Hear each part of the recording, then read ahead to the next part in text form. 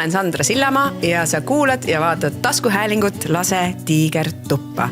Me räägime julgelt ja ausalt teemadest, mis kõnetavad mingil moel meid kõiki. Minu kaassaatejuht on kliiniline psühholoog Dagmar Ainso ja see taskuhääling sünnib koostöös Eesti naisega. Head asjad sünnivad siis, kui sul on aega saada kokku iseendaga.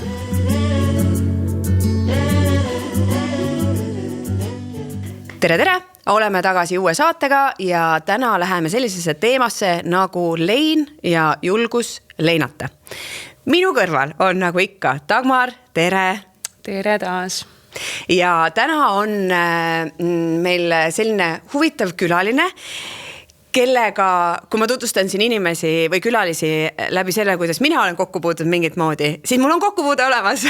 Teate, sinu nägu vaatab mulle otsa minu töölaualt juba alates, mis see oli 29. mai. Oli 29. mai, kui teil oli see üritus? Just. Ehk siis 29. mai olin ma kutsutud rääkima sellisele üritusele nagu onkoloogika puhkeõhtu. Ja mina rääkisin seal siis oma lugu leinaga seotult ja mind kutsus Kristel Leif, kes tegelikult oli täna ka siia kutsutud, aga kuna ta jäi haigeks, siis ta paraku ei saanud tulla ja Kristel soovitas mul kutsuda siia ka Pille siis ja ütles, et Pille on veel rohkem asjatundja. Tema ütles niimoodi sinu kohta. Ja Pillega ma kohtasingi seal samas 29. mail esimest korda, ma sain sinu raamatu kingiks ja see vaatab mulle seal otsa, ma pole hakanud lugema, ütlen ausalt, mul on praegu selline periood, kus ma loen ilukirjandust. Ma tundsin, et mul on vaja kuidagi seda aju puhata kõigest muust, aga sa vaatad mulle otsa ja varsti ma kohtun sinuga ka seal raamatus. Aga enne kui mina kohtun, siis kes sa oled, tutvusta ennast ise ka meie kuulajatele? Esmalt ma tutvustama hakkan, tere. Aga ma olen täpselt samast kohast, kus sina, ehk siis olengi ilukirjanduse peal. Et see on täiesti fine mingi hetk oma aju puhata. Aga ma olen üks lihtne Eesti naine. 8 aastat tagasi siis tuli mul selline teekond, et hakkasin käima siis oma elu käsikäes vähidiagnoosiga. Ja see võib-olla on ka see algpõhjus, miks ma võib-olla olen ka just siin, et mis mind ka tegelikult Kristeliga kokku viis. Et 8 aasta sisse on siis jäänud nüüdseks juba 7 haiguse ägestumisfaasi. Aga no kokkuvõttes ma olen väga tänulik, et see teekond on kestnud, sest et alguse prognoosid olid ikka päris kehvad. Korraks, andeks, ma segan korraks vahele, et kui vana sa olid siis? Ma olin siis 32. Et selline, no selles mõttes, et harvikhaiguse diagnoos ka, et liposarkoom pehmete kudede pahaloomuline kasvaja. Ja ega sul keegi ei arva, et 32 aastasel on vähk veel vähem harvikhaigusena. Et see teekond on olnud selline päris kirev, igati pidi oma ilude valudega, sünni surma protsessidega seal samas teemas sees olles. Ja võib-olla mu kõige suurem hirm tol hetkel oligi see, et kui ma peaks hakkama nüüd ikkagi sinna teisele poole otsa vaatama, et siis mu lapsed olid tol hetkel nii väiksed, et ma kartsingi, et nad ei mäleta mind. Ja sealt tegelikult hakkas käima mingi selline sisemine soov, et see lugu peaks nagu, et midagi peaks nagu talletuma kuhugi minust. Ja siis kuidagi läkski käima, leidsime südamesoovi saata ja siis tuli veel Jespermängu ja tegelikult eelmise aasta alguses siis tuli välja raamat.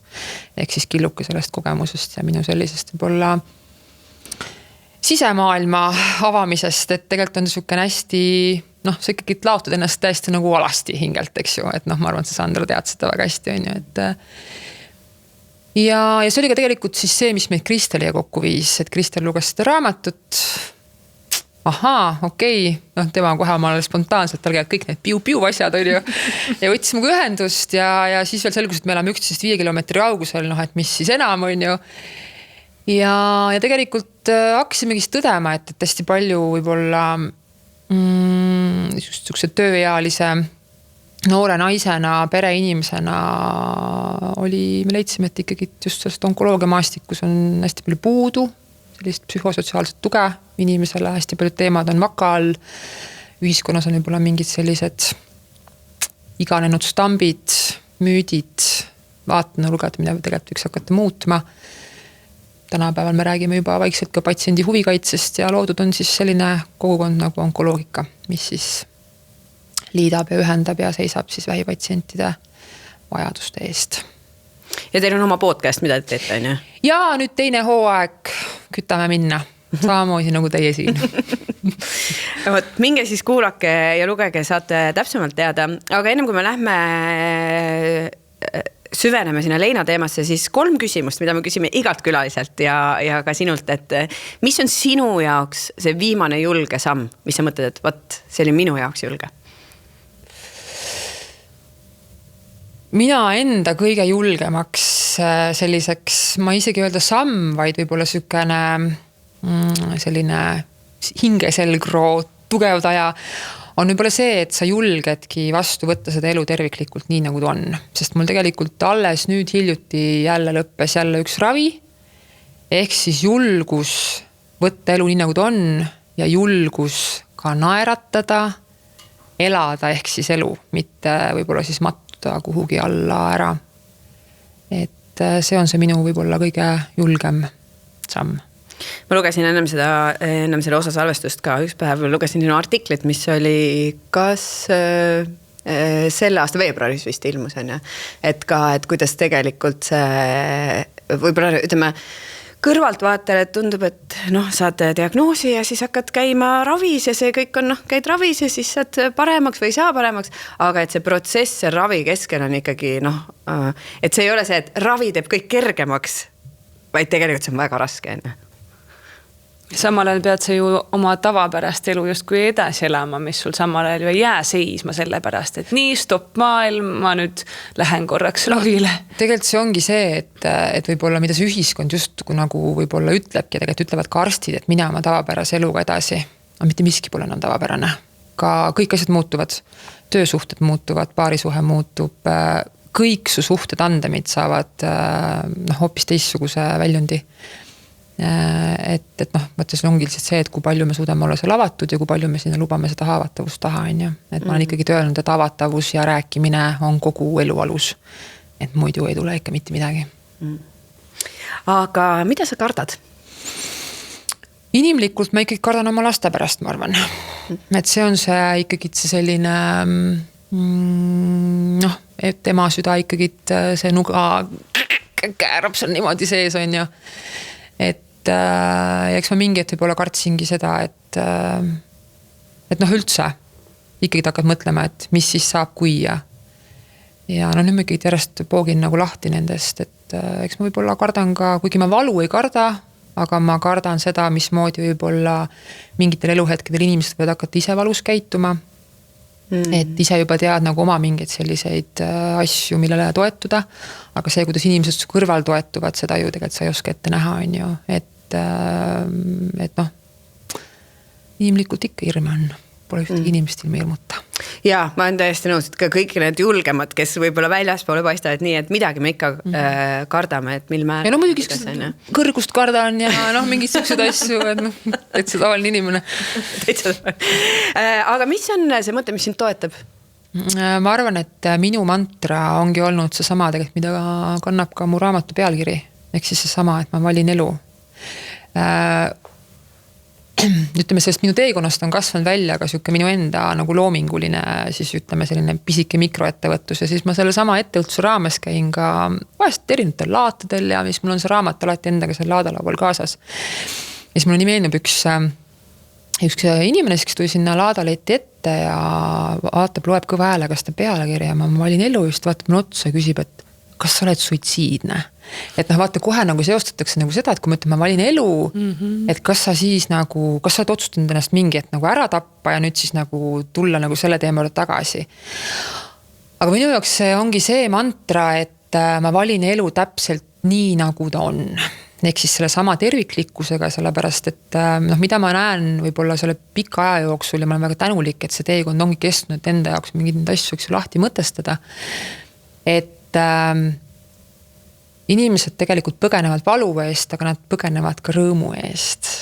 Et me nagu ei luba endale valu ligi, aga samamoodi me ei luba ka rõõmu. Et siis need inimesed, kes lustivad, siis ongi, et ma ei tea, meil on see lapsemeelsus on ikkagi nii ära kadunud, tuleb kohe meelde üks sõbrannaga, see oli mu elu peale seda esimest ravi. Ma olin veel kiiritusravist taastumas pool kuli ja siis läksime Haapsalus oli see Valgedaami festival ja siis läksime sinna. Siis tekkis siuke täiesti eepiline olukord, Haapsalu Lossimäed, Saara Nüganen oli see näitleja, eks ju, on ju. Tema mängis seda peaosa seal ja siis ta oli siuke taamal veel need Lossimägedes olid veel äikese torm tuli peale, selline täiesti eepiline olukord oli, siis kui tuli see soe äikese vihm. Lihtsalt need näitlejad seal nii kirega mängisid edasi, mitte ükski pealtvaataja lahkunud. Kõik me olimegi, ma olin sõna otsa mõttes kuni aluspüksteni märg ja siis meil sõbrannaga lõigi mingi siuke tõsine sisemine laps nagu sisse, me kargisime mööda lompe, laulsime, osad tulid kaasa, osad niimoodi lihtsalt iitsitasid näitasid näpuga ja siis muidugi oligi neid, vaata, kes vaatavad sulle peale ja et piinlik, et kuhu see nagu... Ise täiskasvanu ja käitud siis niimoodi. Et need sisemisi kriitikuid, mis on kurvad inimesed tegelikult, eks ju. Et võib olla just siis nagu ka julgus seda rõõmu vastu võtta. Ma arvan, et inimestena võib-olla ongi see, et kardetakse emotsioone üleüldse, et nii kui need on nagu, mina oma töös olen lihtsalt näinud seda, et minul oli ka perioode, kus seda neid häid emotsioone, sa tuled lavad maha, seda on nii palju, sa ei saa hakkama sellega ja et lihtsalt siis tunda rõõmu ja siis võtsid selle alkoholi, sest sa ei suuda seda nagu nii palju ja kuidagi, et tundub ka, et... See alkohol on see, mulle hullult meeldib see teema, see võiks eraldi saate teha kohe. Sest et ma ise ei joo juba päris palju aastaid ja selles mõttes, et muidu oli ikkagi klassikaline pidu ja ikkagi käis kokteil sinna juurde ja siis oligi, kõik oli äge ja said nii vaba. Aga kui sa ühe korra selle peo kätte saad, kus sa kütad ikka niimoodi minna ilma alkoholita, siis saad aru, kui pointless see kõik tegelikult on. Et sama Onkofest, mis meil suvel oli, appikeene, 0 alkohol ja ma arvan, et nii mõnigi nägi, kuidas pidu päriselt käib. Ja see on, ma olen nõus teiega, mul on seda olnud nüüd kaine peaga ja see ongi nagu, ma praegu ei näe pointi nagu, miks ma peaks üldse, et mul isegi ei tule mõttesse, et ma tahan peole minna, see asi on, et sa pead olema värske peaga minema, et sa ei saa olla nagu super väsinud tervest töönädalast ja nüüd ma lähen välja ja pidutsen, et selleks on ka vaja energiat. Ja sina ju kontrollid siis, mitte see alkohol ei kontrolli sind, vaid sina kontrollid oma pidu. Ja järgmine hommik on hea. Nii, aga lähme Leina teema juurde siis võib-olla sulle kõigepealt äkki sa oskad seletada, et mis see lein on?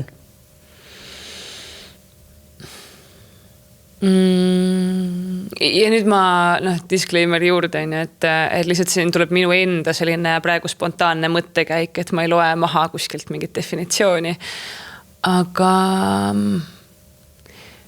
ma võib-olla ise sõnastaks kuidagi nii, et minu peas lein on protsess, mis aitab toime tulla või kohaneda mingi uue reaalsusega. Et kui me oleme, et juhtub midagi, mis ei lase elul edasi minna nii, nagu me oleme harjunud ja nii, nagu me oleme siiamaani nagu teadnud, et elu käib. Ja siis tuleb lein, mis on see kohanemise nagu protsess. Ma ei tea. Võib-olla ma pöördun sinu poole, kuidas see kõlab? Mina olen endaks mõtestanud, et lein on minu jaoks kuidagi just kui nagu armastuse järelkaja. Ehk siis teda ei teki, kui sa ei ole armastanud. Ehk siis need asjad, millest me tegelikult ju nagu, mis ei ole meile tähtsad, olulised, sinna ei tule seda protsessi taha. Ehk siis, aga jah, ta on niisugune protsesside kogum küll, et aga minu jaoks on kuidagi nagu armastuse järelkaja, et see armastus nüüd otsib kuidagi ruumi, kuidas siis edasi elada. Nii ilus, ma olen teiega nõus, mul ei ole midagi lisada. Aga mis on sinu kogemus Leinaga? Esimese hooga kohe tulevad pähe mingite inimeste lahkumised, mis ilmselt on üsna stereotüüpne võib-olla, et mis meil Leinaga seostub. On läinud mingid vanavanemaid, on ju, nagu mingis vanuses ilmselt meid kõiki tabab. Võib-olla minu viimatine ja võib-olla kõige sellisem intensiivsem Leinaga kokkupuude oligi see, kui kui eelmisel aastal väga ootamatult lahkus mulle üks väga lähedane inimene. Ja niimoodi, et me olime just veetnud koos nädalavahetuse, olime koos tulnud siis nagu Tallinnasse sõitnud tagasi, järgmisel päeval me pidime uuesti kohtuma ja siis selle sama päeva hommikul ma ärkasin üles ja ma nägin sõnumit, et ta on õnnetuses just lahkunud.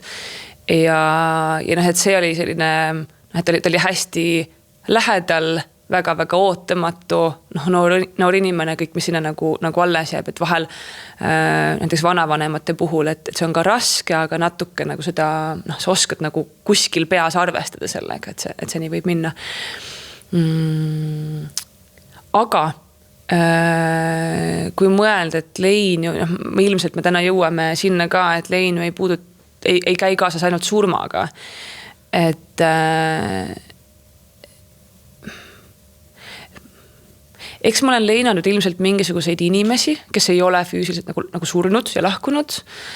Ja ma arvan, et mingi mõte, mis mul kohe tuleb, et ma arvan, et ma olen ka leinanud mingit ennast, et on mingi identiteet või mingi mina, kus ma olen mingitel eluetappidel olnud ja millega ma olen harjunud ja mis on mulle kodune ja omane ja ma tean, et see on see, kes ma olen ja nii asjad käivad.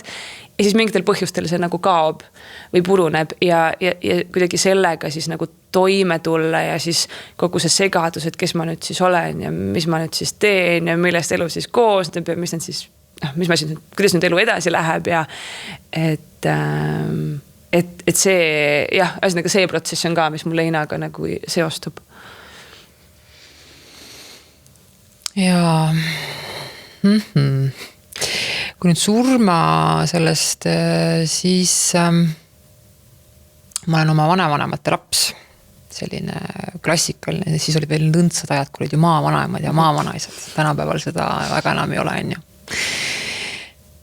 Kui lahkus mu vanaema, kes oli minu majakas tegelikult on terve elu, siis oli see väga raske Lein.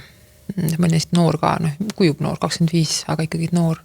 Ja kuidagi üldse see surma tähendus oli siis ka teine. 2 aastat tagasi ma aitsin oma vanaisa, kellega ma läksin kuni lõpuni välja, ehk siis täiesti lõpuni. Hooldasin ka lõpuni. Ja sealt ma saan öelda, et mu vanaisa näitas mulle, et surm võib olla ka armastuse kogemus. Kui nüüd on olemas ka mul ka see kogemus, mis tähendab võib-olla leinata inimest, kes on elus, ma ütleks, et see isegi on meil retsilt raskem või leinata mingid suhteid, sest et need igast oleksid ja poleksid, igast muud asjad veel lendavad laivi nagu päris retsilt on ju, või mingid sellised, ühesõnaga hunnik küsimusi ikkagi tekib kogu aeg õhku. Ja eks seda iseenda leina on olnud ka võib-olla just sellise ka naiselikkuse poole pealt, et kui ikkagi vaatad peeglisse, sul ei ole mitte ühtegi ihukarva, sa näed, ma raamatus kirjeldan, et ma näen välja nagu Võlur Voldemort sealt Harry Potterist. Et siis, et kuidas siis tekib ikkagi kuidagi nagu peale mingi õhuline ruum tekkis mul mingi hetk, et kus sa nagu ei oskagi vaata nagu olla. Uus sina ei ole valmis, mis see siis nagu on. Et jah, selles mõttes see lein on siuke huvitav. Mitut sorti leina ja et minu jaoks avas selle nagu mõtte, et leinata ise ennast seal samas Tartus, kus me olime maikuus ja kui Kristel ütles seda, et ta sai aru, et ta peab, või ma mäletan täpselt, kuidas ta sõnastas, aga see, et võtta see hetk ja leinata ise ennast, kes ei tule enam tagasi. Ja, et see tõesti teadlikult teadvustama seda enne edasi minekut. Ja see tõi alles siis tõi minu teadus issand, et minu, ja ma hakkasin mõtlema, et mis on need, ongi suured leinaperioodid on minu elus, et siis kui ma vanama suri, ma olin 13, 12, midagi väga noort, aga sellega on huvitav lugu ka, mida ma oma raamatus kirjutan, et ma olin just Rootsis vanematega suusatamas, tuli see telefoni kõne, ma olin hästi šokis, et oli mu lemmik vanaema ja see 12 esimene inimene, kes nagu suri, kui sa juba said aru, et mis on ja mul tohutult vooras verd ninast, kõik see valged linad, ma mäletan, see verised ja siis oli 10-12 aastat hiljem ma õppisin ise Rootsis ja ma nägin üks vanaemat unes ja märkasin selle peale, et mul tohutult verd jooksis nagu. Ja ärkasin üles ja siis tuli meelde, see on ju. Ja siis teine selline suurem oli siis, kui mu isa suri, see oli nüüd 10 aastat tagasi. Ja tegelikult miks mina ka võib-olla Kristeliga hakkasin suhtlema, sest kui ma lugesin tema lugu, siis minu isa oli sama haigus, mis Kristelil. Aga sellel hetkel ei olnud sellele väga mingit ravi ja ta läks aastaga, mis oli ikkagi nagu, ikkagi šokk on ju kõiges selles. Et kui sul on kõik võimalused olemas, ka rahaliselt ja kõiget on ju, aga sa ei saagi aidata. Et seal on hästi palju neid kihte, neid tundeid seal. Ja siis kolmas oli see, kui ma ise, see, mis sa praegu ütlesid, et sa äkki purunevad kõik see, mis sa oled ette kujutanud, kuidas elu edasi läheb, et kui ma tegelikult jäin esimest korda rasedaks ja siis, kui ma läksin 3. kuu kontrolli ja ma sain teada, et süda ei löö. Ja see oli küll selline, et ma mäletan seda tunnet ja kui ma välja astusin sealt ja just oli see, et nii olid üles ise ajanud need ootused, et nii me tuleme siit välja ja võt see on see, et kus me hakkame sõpradele helistama ja kõik see. Ja viimane on see, et ikkagi lahutus. Ja just seal juures see täpselt see elava inimese, eks ju, elava inimese leinamine või selle suhte leinamine, et see on olnud huvitav protsess ja raske protsess ja enda siis uuesti leidmine mingis muus nagu rollis on jälle ka. Ja seal, kus üles, et sa oled ise veel teinud mingid otsused, vahel on see, et näiteks surm tuleb, sul on nagu sul ei ole nagu endal mingit, ma ei taha öelda vastutust, aga et sa ei ole ise seda nagu nuppu vajutanud või et aga veel see, kui sa oled ise teinud mingisuguseid otsuseid, et näiteks suhete puhul, kui korraks sinna minna, et ma tundub vahel on kuidagi nagu see nagu ootus või kuidagi see hinnang, et aga mida sa siin leinad, ise sa ju läksid lahku või kuidagi, et see on ju sinu valik, mida sa siin nagu, mida sa nutad siin umbes. Aga see ju ei tähenda, et seda protsessi ei ole. Jah, ja ka see näiteks lahutuse puhul ma olen ka rääkinud tuttavad, kes on lahutanud, et kas tegelikult või üldse lahku läinud, et kas see, et see, kes selle välja ütleb, et kuule nüüd aeg on seal, on et kas see on tegelikult selle või ühesõnaga, et mul oli üks olukord, kus üks sõber läks ka pikas suhtest lahku ja siis ta ütles, et naine jättis nii-öelda tema maha ja siis ma ütlesin, et kas ta päriselt jättis nagu sind maha. Ta tõi selle lihtsalt lõpuks päevavalgele. Ta lõi lihtsalt selle välja, et kui sa ikkagi ei leia üldse talle aega, sa ei panusta sinna, et siis kas see on nüüd see, et kes ütles selle välja, aga tihti peale jääb see ja kui see nagu valid selle, et siis sina küll ei tohiks tunda nüüd halvasti ennast, et ise sa valisid. Ja siis ka üks suur sõprussuhe ka, mis ma sain aru, ma ükskord sain aru, et aga see on ka lein tegelikult, et seda sõprust ei tule tagasi. Aga mul on tegelikult veel lapsepõlve kodukaotus ka. Ja vaat see on ka hästi spetsiifiline teema, et kui vanaema suri, siis vanaisa jäi ju veel alles, eks ju, et selles mõttes, et sa tajud küll, et seal on väga selline väga tajutav muutus on ju sees, aga kõik see kodu jäi, et minu lapsepõlve kodu ikkagi, et ma esimesed eluaastad elasin seal ja kõik oma suved veetsin seal ja aga vaat kui vanaisa ka veel läks, siis see oligi nagu lõplik, sest et kuidagi nagu üks täiesti nagu ajastu su elus nagu lõpeb. Ja ma veel mingi hetk, ma mäletan, ma kramplikult nagu hoidsin sellest kinni, et ma tegin veel peale vanaisa lahkumist, tegin sükse hästi ilusa päeva, et ma ei lubanud kedagi tema ruumi, ma kõiki tema toa pakkisin ise kokku, tema asjad pakkisin kokku. Ja kui see tuba oli täiesti kõik tühi, siis ma mõtlesin, et okei, et ma veel mingi hetk, et ma lähen veel, ma kohe mingi nädal aega olen seal. Aga siis ma juba sain aru, et tegelikult see hullult teeb veel rohkem katki, sellepärast, et seal ei ole enam mitte midagi seda, mida see oli, aga sa mingil moel nagu üritad endale ikkagi nagu kramplikult mingist asjast nagu kinni hoida, aga see on läinud.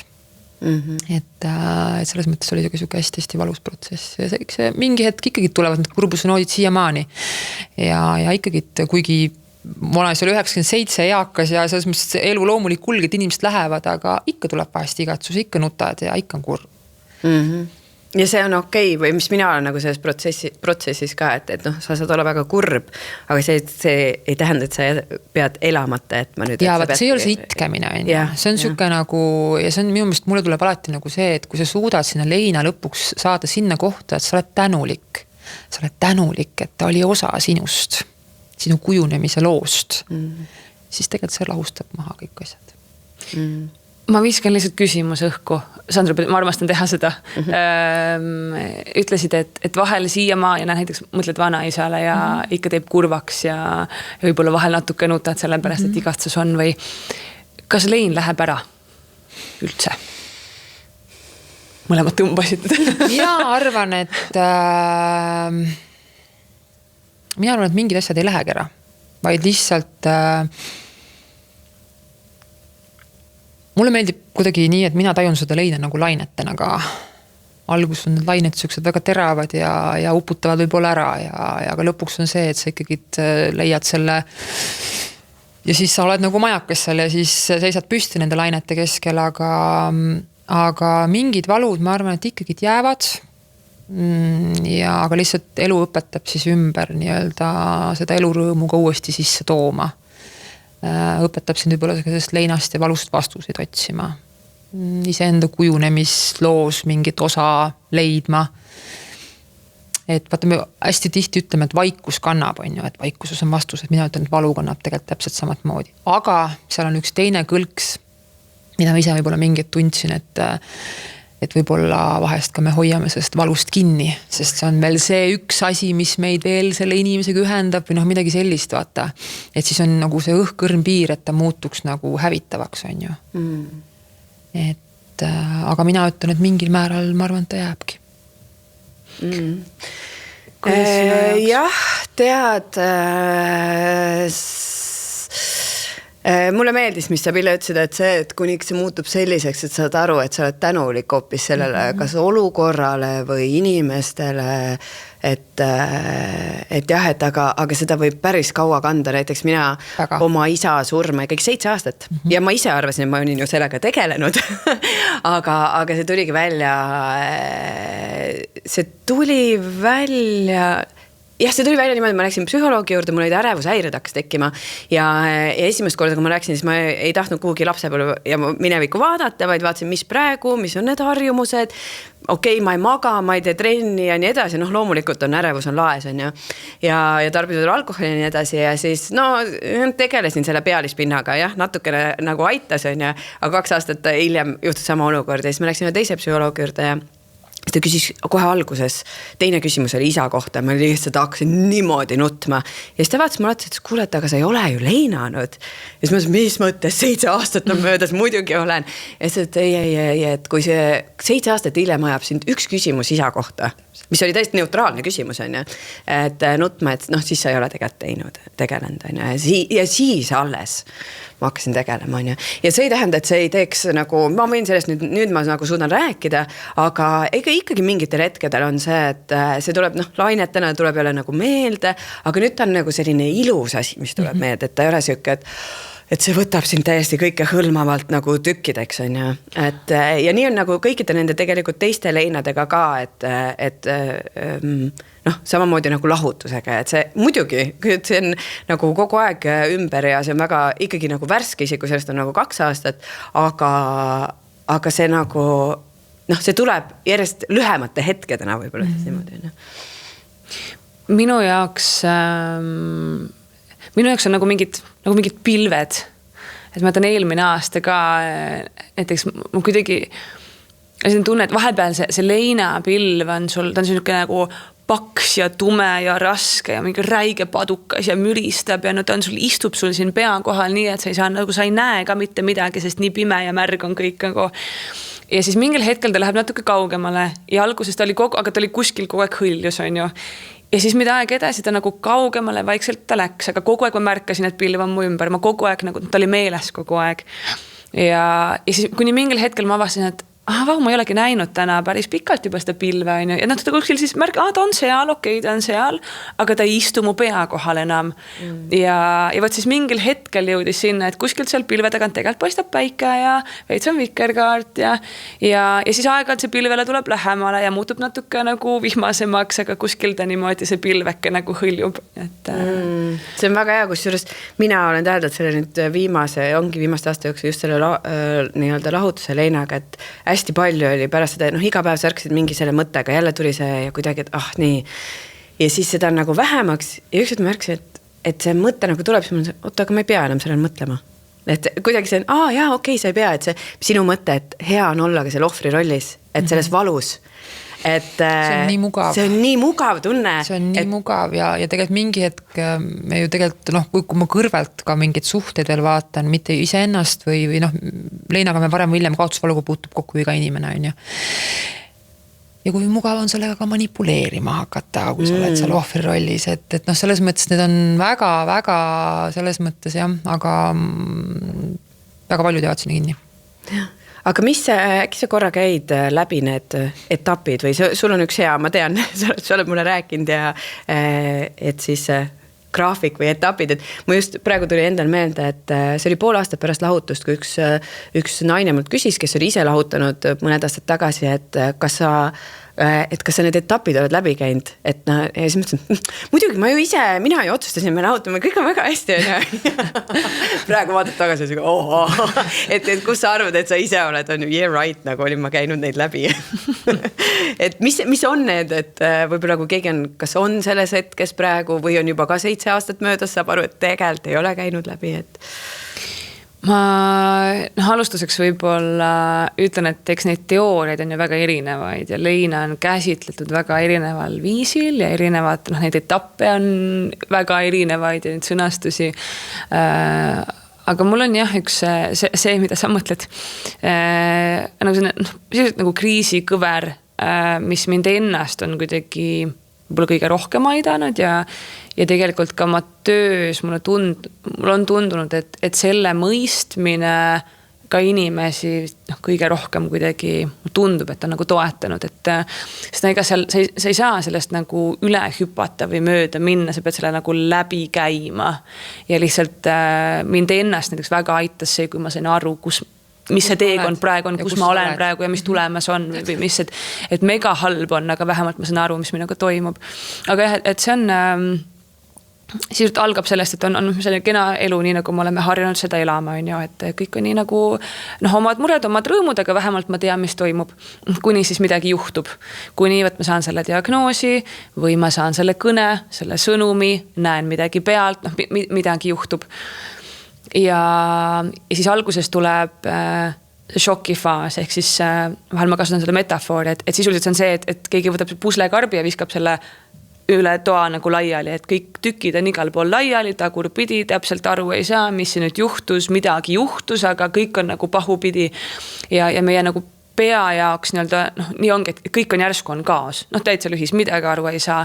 See võib kesta mõned sekundid, mõned minutid, vahel mõned tunnid, tavaliselt see ei kesta nagu päris päevi, et on pigem selline nagu lühike jupp seal alguses. Aga see on see hetk, kus inimesed võivad ka nagu käituda täiesti ebaadekvaatselt, teha mingid täiesti justkui jaburaid asju, lihtsalt jalutada minema, muutuda agressiivseks, täiesti kuidagi nagu sõidab ära nii öelda. Ja hiljem nad unustavad ära selle. Ka seda just, et see pea nagu üldse nagu ta ei tööta sel hetkel, et nagu üldse ei saa aru, täiesti kaos on ju.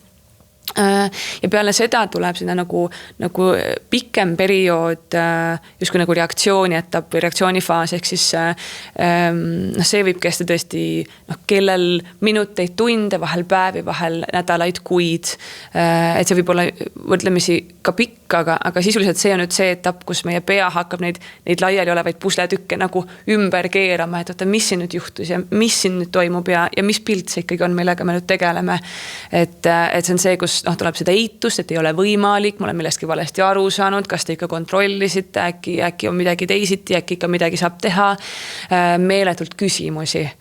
Täpselt mis, täpselt kuidas, inimesed lähevad guugeldavad, milline poodud laip välja näeb, tahavad seda lugu rääkida, uuesti kuulata,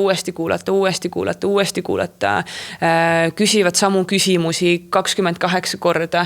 Just see, et see pea hakkab neid seoseid looma, et oota, mis siin nüüd toimub või mis asi see nüüd siis on või mis siin juhtub või mis asja on ju. Ja ega see on nagu nõme, seal ei ole hea olla, see kõveral see joon läheb ikka nagu alla suunas nagu elu kvaliteedi mõttes või sellise nagu hea olu mõttes. Kuni seal kuristiku päris põhjas on see leppimise mullike. Ja see on see koht, kus võib-olla mulle ei meeldi see uus pilt või see, mida ma näen, võib-olla ma ei taha seda, see teeb haiget, aga ma võtan ta nagu vastu. Ja ma kuidagi aktsepteerin seda, et elu enam ei saa olema selline, nagu ta oli enne. Ja kui me sealt põhjast nagu läbi käime, siis saab minna see joon nagu ülespoole. Ja siis tuleb see uute järelduste nagu etapp, et kus me hakkame siis seda nagu uut elu üles ehitama. Et kuidas näevad välja nüüd sünnipäevad, kuidas näevad välja mingid tähtpäevad, kuidas näevad välja hommikud, mida ma oma elus teen, mis on minu prioriteedid, vahel siis alles inimesed küsivad mingid küsimusi endalt ja ka teiste käest, mida nad ei ole kunagi elus võib-olla küsinud või seavad mingid prioriteete näiteks elus ümber või hakkavad tegelema üldse mingite teiste asjadega. Ja tegelikult see kõlab võib-olla julmalt, aga ütleme sellel graafikul, see lõpuks see joon, siis elukvaliteedi joon sageli isegi nagu, kui me selle kriisi kõik kenasti läbi käime, et see lõpuks elukvaliteedi joon on isegi kõrgem kui see, mis ta algus enne seda šokki või seda enne seda juhtunut oli. Ja see ei tähenda seda, et kui tore, et ma ei tea, inimesed surevad ja et me saame mingid koledaid asju läbi elada. Aga nii mõnigi kord need rasked kogemused, esiteks nad panevad mõtlema mingite asjade peale, mille peale me varem võib-olla pole mõelnud. Ja ta kindlasti nagu kasvatab sellist enese tõhusust. Ehk siis seda, et kui ma ikka sellest nagu kuristikust läbi käin, siis mul on see mega võimas kogemus selja taga, et ma tean, et võib olla siga raske, aga tegelikult ma saan sellega hakkama. Ja see on ikkagi nagu midagi väga võimast, mida endaga kaasa võtta. Aga kas see kuristiku osa on võimalik ka nagu vahele, et osad hüppavad üle selle kuristiku? Tahaks ruttu minna, Nad teevadki seda. Mis siis saab? No ilmselt see, et sa 7 aastat hiljem siis hakkad nutma suvalise küsimuse peale. Aitäh, nii näitlik. Mulle kuidagi on kangestunud ka see, et kui me oma valuga ei tegele, siis me mingi aja hetke pärast hakkame oma valuga veristama kedagi teist. Ehk siis tegelikult selline tekib mingi toimetuleku mehhanism, millest võib-olla ise aru ei saa ja mis tegelikult siis hakkab hoopis teistele haiget tegema. Mina näiteks oma valuga saingi mingit karu, et kui ma sellega midagi peale ei hakka, ma otsisin ka mingeid mooduseid, kuplal on ikkagi sassis, siis hakkadki sa lõpuks teed ise endal juba seestpidiselt niivõrd haiget. Ja siis panin ta loomingusse. Et ma arvan, et see on ka, et miks meil on ju kõik need igasuguseid maailma kõige ilusamad lood on kurvast armastusest ja mingitest sihukestest, et eks ta nii nagu on.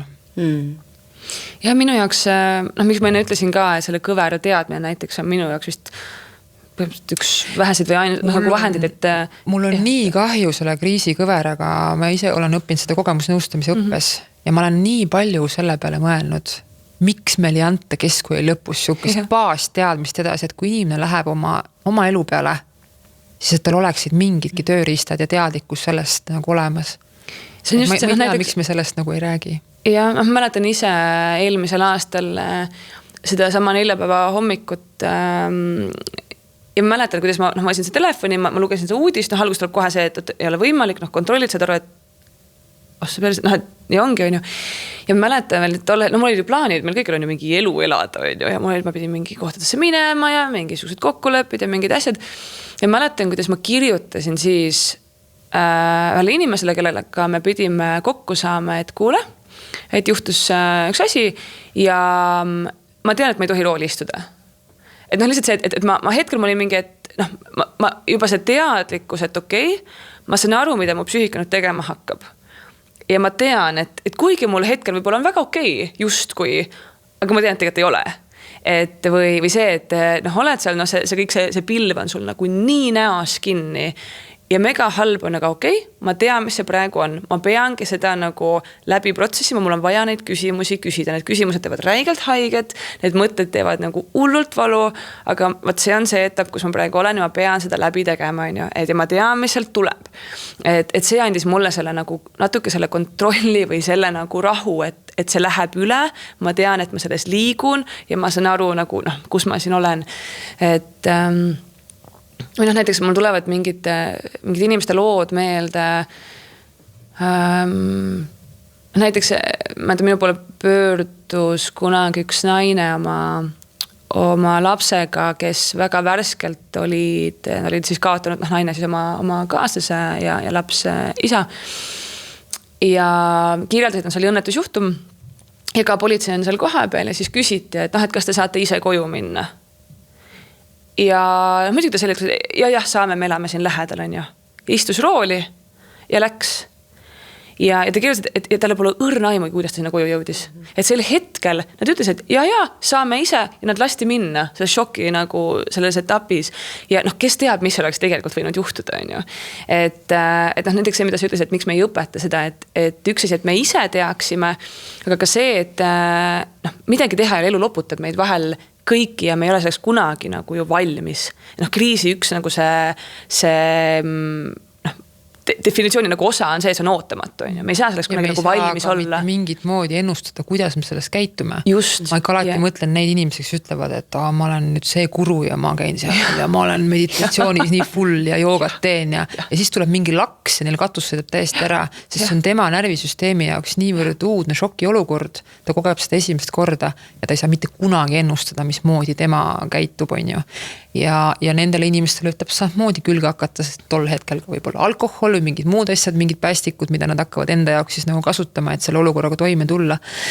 Et ma alati nagu mõtlen, et inimesed olge väga ettevaatlikud, mida te nagu räägite ise enda kohta, sest et tegelikult me ei tunne ise ennast lõpuni.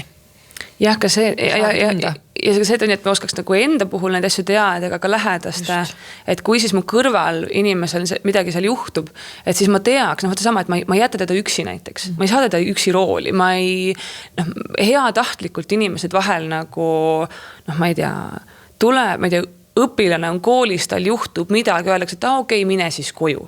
Mingid sellised, tundub ju nagu mõistlik ja toetav asi, aga kas tegelikult on, et me oskaksime siis ka reageerida, et aga ma arvan, et seda ka ei õpetata, sest ikkagi ju meie ühiskond on suunitud sellele, et kõik on hästi, kõike saab lahendada, ainult peab häid tundeid tundma, et kõik on nii, sul on natuke halb tunne, davai, voldi midagi või poldi või ma ei tea, osta midagi, kõik on nii kättesaadav, et me nagu saaks kõik asjad kohe kiiresti lahendatud ja selle asemel, et hakata nüüd veel nagu, et äkki midagi juhtub, on ju, et siis, aga ma olen täiega nõus, et see võiks kõikidele, ükskõik midagi juhtub ju nii, see ei pea olema võib-olla nii midagi traagilist kohe, aga mingid asju, et see peaks olema kuidagi kaasas. Jah, ja mina ikka usun sellesse ka, et mul on ilmselt kõige mugavam seda välja, et alati ei ole psühholoogi vaja. Vahel on. Ja vahel, kui ikkagi on abi vaja, siis seda tasub küsida ja psühholoogid aitavad ja selle jaoks me oleme. Küll aga me saame nii palju üksteise jaoks ära teha ja me saame nii palju iseenda jaoks ära teha, aga selle jaoks on vaja neid teadmisi ja mingid oskusi, et me siis oskaksime olemas olla endale ja teistele ka, et alati tegelikult ei ole sinna kohe vaja seda psühholoogi. Aga kuidas Leinas toetada iseennast? Või selles raskes hetkes, võib-olla sa oskad öelda, sa oled nagu mitmeid kordi nüüd selle viimaste aasta, 8 aasta, 7 aasta jooksul. Võib-olla ma nüüd, ega selles protsessis sees vahest on ka lihtne öelda, et ütle mulle, mis sul vaja on. Ma olen sellises kohas, kus ma isegi tea, mis mul vaja on. Aga sellega ma olen täiega nõus, et keegi võiks nagu kõrval olla, kus sa ikkagi näed, et see inimene on radari pealt ikkagi maas. Tihtilugu ei olegi vaja nagu mitte midagi kohe ütlema hakata. Aga et see inimene ei oleks nagu üksi. Aga mina ennast ikkagi toetasingi sellega, et ma pidin ikkagi vahepeal ennast täiesti lahti haakima. Kõikidest soovitustest, kõikidest tõdedest, kõikidest, ma ei tea, sest et kõik ütlevad, et kuidas on õige ja kuidas midagi kõik tegema peaksid ja mõni ütleb sulle veel, et ma ei tea, et saa üle ja et ei olnud üldse mingi väga suur asi ja ole üldse tänulik, et elus oled ja et me kohutavalt palju pisendame kuidagi tundeid, aga mitte miski, kõik, mis toimub minu sees, siin ei ole mitte midagi valet. Siin on kõik nii nagu on ja kõik peabki nii olema, aga lihtsalt nüüd ongi see, et kuidas ma sellega toime tulen, vaata, et et kas ta nüüd hakkab mind tõhkuma või kuidas ma nende asjadega hakkama saan. Aga ma arvan, et kui ma ise endast nüüd räägin, siis ikkagi see aja maha võtmine päriselt. mis see tähendab? No mina võtsin ikkagi niimoodi, et kuna mul ikkagi ümber tekkis ka tohutult palju igasugused soovitajaid, et et mida ma kõike nagu tegema peaksin ja siis ma võtsingi niimoodi, et minul tekkis suhe näiteks loodusega. Raamatus kirjutan ka ühte peatükki, kus mul võeti kodu lähedalt üks metsatukk maha. Ja seal on lageraie täiesti, on ju. Ja minu see hingevalu on ka täpselt nagu lageraie. See puu võetakse maha, samas sa midagi muud seal teha ka ei saa, sa pead need palgid sealt ikkagi nagu ära koristama, ehk siis sa pead selle puhastuselt mingi hetk ära tegema. Ja siis sa hakkad ikkagi vaatama, et okei, see palgirisu on ära viidud, aga juba kasvab sealt mingi ülane. Juba tuleb mingi uus puusu. Et sa juba vaikselt näed, et see elu ikkagi nagu tärkab. Samas need vanad kännud on seal nagu alles kõik, on ju. Et aga ta ei ole nagu see mingi monstrum seal, vaid ta kuidagi ongi just see nagu pinnase andja. Ehk siis see valu tegelikult ongi jälle nagu mingi uus sünd tekib sinna nagu peale. Et aga ma arvan jah, see kuidagi normaliseerimine, see, et sinu sees ei ole mitte ühtegi valet tunnet. See on nagu selle iseenda leinaprotsessi minu kõige võib-olla selline teadlikum asi, millega mina nagu leppisin. Et isegi kui ma olen retsilt vihane või tahangi ropendada näiteks, tahan täiega ropendada, siis ma ikka ropendan ka. Et nii on. Kuidas näiteks sul on pere, siis on seal ma tuleb enne tunnetega vahel võib tekkida see raskus, et jah, ükski tunne ei ole vale ja tunne oma tundeid ja ära neid enda sisse jätta ja siis me läheme päris ellu, kus on see, et seal on mingi partner ja mingid lapsed ja mingid kolleegid ja siis sa oled selles koduses elus ja kuidas see reaalne elu siis nagu näiteks sinu kogemusega seal edasi läheb, et kui neid tundeid on nii palju ja näiteks ongi kogu aeg tunne, et hommikust õhtuni ainult nutaks või ainult karjuks või ainult ongi ropendaks. Aga kas samal ajal lapsed jäävad ju ette või partner jääb ju ette või kuidas see nendega koos ma ei tea, kuidas selle nüüd peredünaamikud on, kui avatud suletud suhted on ju. Aga minul on lapsed näinud, kuidas ma nutan ja minu see ongi jumal fine. Ma olen täpselt samasugune inimene ja see ma ei tea, aga lihtsalt põhiline ongi see, et lapsed peaksid aru saama just, et ega nemad ei ole selles süüd ja tema nutab, vaid lihtsalt see on minu hinge puhastamine, mul on see raskus sees ja nutmine on meile ju looduse poolt antud viis, et need asjad nagu endast välja saada. Et ma ei ole kunagi oma pisaraid nagu varjanud. Loomulikult on mingid hetked, kus ma olen ikka kõik ka niimoodi, et röögid ikkagi kodus. Mis karjumine näitab juba hästi tegelikult. Mul muidugi vanaema ütles küll, et mille pärast see mets süüdin, et sa lähed seda metsarahu rikkuma oma karjumisega sinna. Aga nii on. Et aga vaata, need on, mina olen kuidagi saanud aru, et kõik see on ju meie loomulik osa, et me oleme kuskil keegi töökaaslasena, abikaasana, aga need on nagu need rollid on ju ja mingil määral sa pead nendes rollidusse ikkagi nagu kehastuma, kuidagi mingi tasakaalu leidma, aga siis on sul ka sama, kes saad nagu rollide väliselt.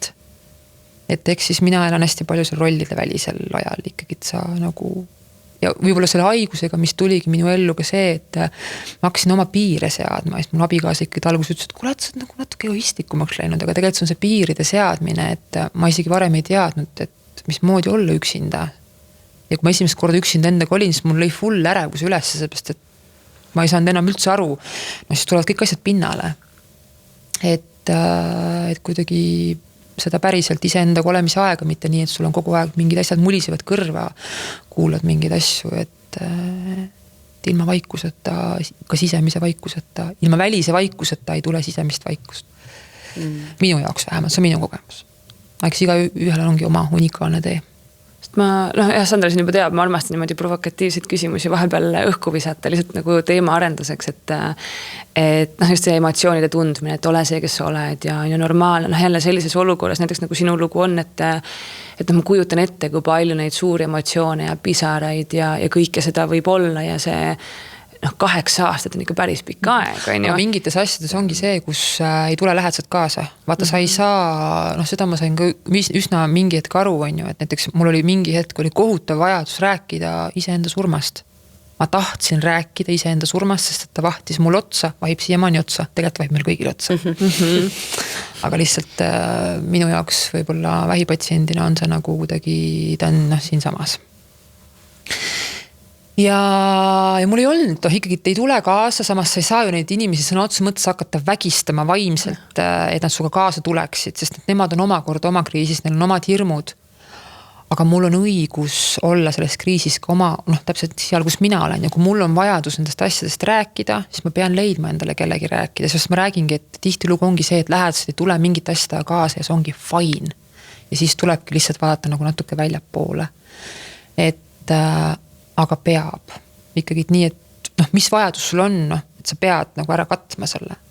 Just see, miks ma seda küsin, et lõpuks ju et ka nende lähedast, täpselt nagu sa ütled, et neil on ju see oma kriis ja omad hirmud selles olukorras ja neil on ju samamoodi kriis ja siis ka samal ajal olla siis aastaid näiteks seal kõrval, kus sul see lähedane ongi, et kogu aeg tahab näiteks rääkida sellest, kuidas ta surema hakkab või kogu aeg nutab või kogu aeg seda emotsiooni nii palju, et võib-olla sul on mingit kogemust või soovitusi, mida siis nendele lähedastele soovitada või kuidas mida nemad nagu tegema peaksid või ja mida nad saavad teha, et aidata siis seda oma nagu seda, kes seal kõrval selles kriisis on, aga samas ka ise ennast ju, et kuidas see, sest holme läheb ju edasi.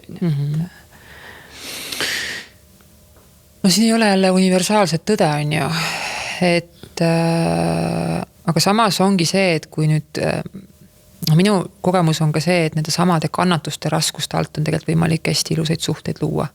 Kui lubatakse see turvaline ruum, nii et inimesed saavad oma valu välja rääkida. Mu vanaisa näitas seda mulle nagu nii üliehedalt, tolleaegne, teise maailmasõja aegne mees, kinnine, kapseldunud, konservatiivne. Ja tegelikult see õhuline ruum, mis tegelikult tekkis enne tema lahkumist, siis ma saingi mingit aru, et ma olen tal see ainuke nisik, kellele tegelikult ta rääkis oma elus sellised asju, mida ma arvan, et ei teadnudki mitte keegi teine peale minu. Aga sinna tuli ikkagi palju valu taha. Sa pidid kõikide asjadega tegelema. Et selles mõttes see kuulamine, lubada tal ära rääkida, mitte minna kohe lohutama või lahendusi otsima. Ma olin 32 aastane, kui mina sain esimest korda nutta nii, et mitte keegi minu tundeid maha ei surunud, mitte keegi nüüd ütlema, et kõik saab korda, ära nutta, mis iganes. Ma olin 32, kui ma sain esimest korda nii nutta oma emakaisus. Et selles mõttes, et mulle alati meeldib see ütelus, see tegelikult minu meelest kannab igal pool terve meie elu valdkondades, et vähem on rohkem. Et selles mõttes, et me ei pea mõtlema üle, et tegelikult sükeste argi asjadega inimese jaoks olemas olemine ja juba see teadmine, et ta on minuga no matter what. See oli ka tegelikult kui sinna saate alguses juurde tagasi tulla, siis tegelikult mingi hetk oli minu jaoks hästi suur hirm ka see, et kuna mul on kogu aeg öeldud seda, et mis vähihaiges oled, et pealt vaatad ju siuke püss, et mis asja, mis vähihaiges oled, millest me räägime . Ja seal ongi see, et aga kui ükskord läheb teistpidi, siis palju on inimestel seda hinge julgust, sitkust, tahet jääda minuga siis. Palju on neid inimesi, kes ära kukuvad, kes jäävad.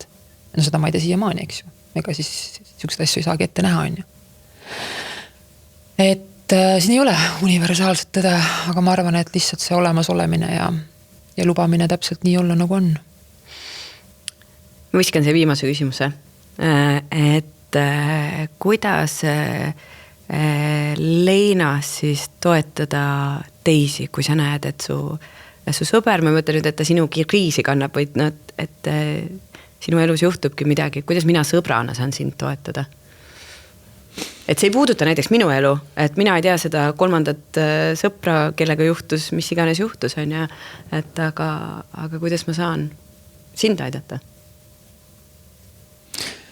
Või ka lahkuminek, eks ju, see ei pea olema jällegi nagu kellegi surmaga seotud, et sa oled mingis kriisis ja mis nagu otseselt ei mõjuta mind, on ja, et seda, et sina sõbra. Lein ongi ju Leina enda tingimustel tegelikult ja need ajad on ka ju vaata nii erinevad, kuidas inimesed mingid asju protsessivad. Ma mõtlen, kui ma ise olin hästi keerulises olukorras, siis mul oli see tunne nagu, et tahaks hullult rääkida, aga ma juba nägin vaikselt, et sõbrannadel hakkab nagu see, et jälle okei, tuleb selle jutuga. et noh, ma saan aru, et mingi hetk see võib olla nagu rikkis katkine plaat, aga kannata ära noh, päriselt, sest tegelikult sa annad talle, sa laod talle siukest vundamenti alla. Et noh, kuula ära see rikkis plaat. Et võib-olla see ongi ainuke asi tegelikult, mida ta vajab, sest ülejäänud asjadega ta juba tuleb toime, ta elu läheb edasi. Las ta leierdab seda rikkis plaati. Et jah, mõelda seda, et see on nii unikaalne kogemus, et jah, see rikkis plaat on, et sisuliselt on see sama reaktsioonifaas seal, kus me tahame lõputult seda lugu rääkida ja rääkida ja rääkida ja rääkida ja küsida ja uuesti üle rääkida, sellepärast, et meie ajul on seda vaja.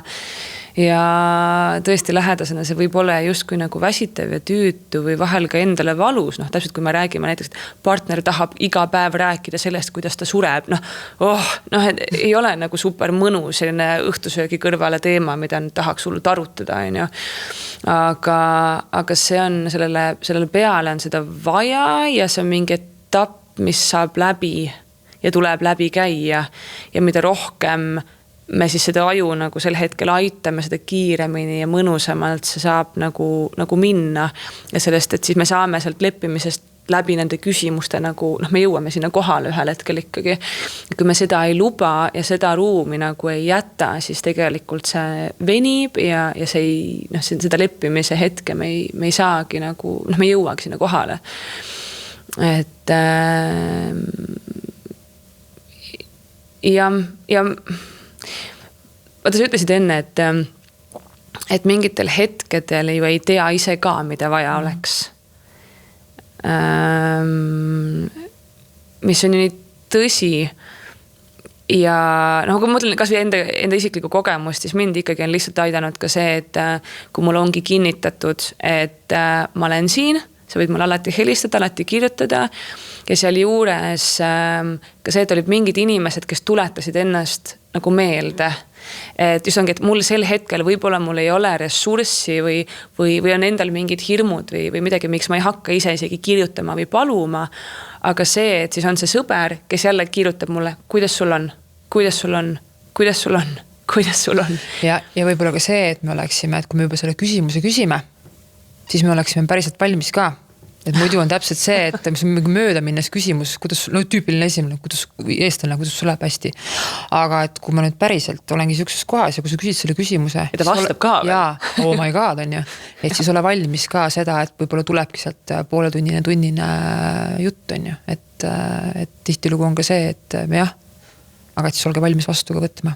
See on nii oluline, ma olen ise mõtlenud olnud ka võib-olla ettevaatlikum sellega, et mis iganes, mul on sinu jaoks aega, saame kokku ja siis ma vaatan oma järgmist nädalat, tegelikult mul ei ole seda aega, et ära siis, ma ei tea, luba või siis mõtle, et kas see tegelikult on sinu jaoks nii prioriteetne praegu sõbrana, et okei, aga ma jätan mingi muu asja ära, mu sõber vajab praegu abi, on ju.